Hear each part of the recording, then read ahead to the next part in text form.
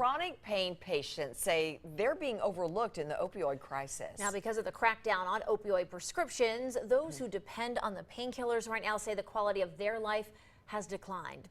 WATE 6 on your side consumer reporter Don Dare talking with a Knoxville man who is mostly bedridden, Don. He sure is, and he says he can't function to any degree like he used to, and you'll see that in a moment. Beginning July 1st of this year, Tennessee enacted one of the most strict and aggressive opioid policies in the nation. Over the objections of the Tennessee Medical Association, the state began limiting initial opioid prescriptions. As a result, those with chronic pain say there are unintended consequences in acquiring effective pain management because of the law. It's painful for Steve Glass just to get out of a chair. The former roofer, who now lives at his father's house, says people with chronic pain are paying the price of those who abused opioids.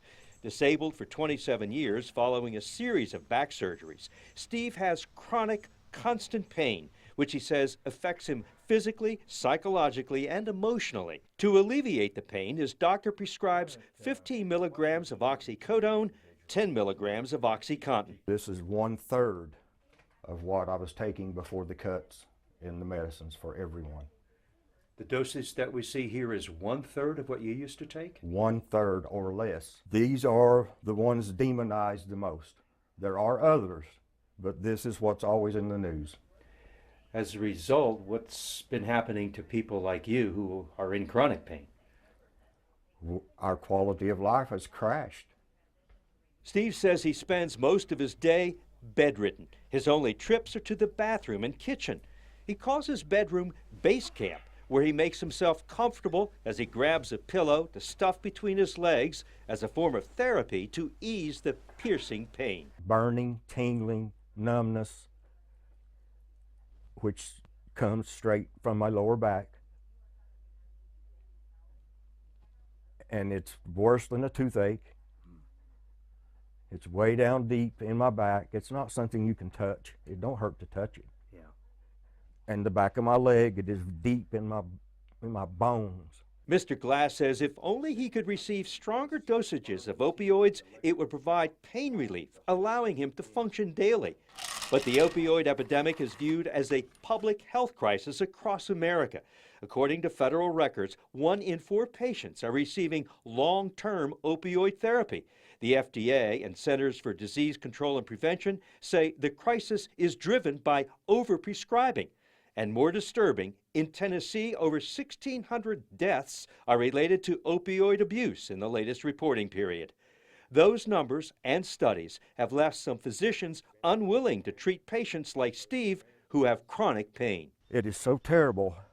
Even primary care doctors, I have had a hard time finding one because I feel like I've got this big rubber stamp on my head, just like a lot of other people that I know. And I've been treated badly by primary care doctors. I have no quality of life anymore. What's it like? It's hell. I can't spend time with my family. There's no going out to eat or going to the movies or going to the races or anything anymore. That's done.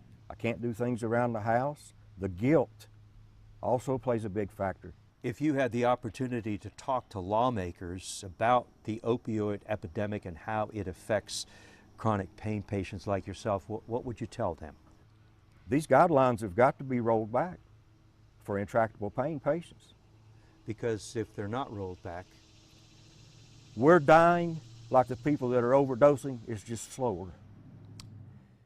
Now, beginning last month, the Food and Drug Administration began holding hearings on chronic pain, listening to people's stories about their pain and how they may or may not handle it. But the CDC and the FDA do not regulate physicians, states do.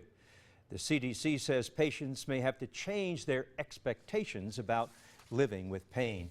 And you know, advocacy groups say they'll continue with their fight to help ease some of these restrictions that are on some of these chronic pain patients like Steve. I know it's so tough, especially for the public to go, okay, who's really in pain? Right. And who's using that as an excuse? Exactly, and that's the dilemma. And then there's a lot of folks like Steve who are in chronic pain, never abused opioids, and but just needs them. Needs them. Caught in the middle. Yep.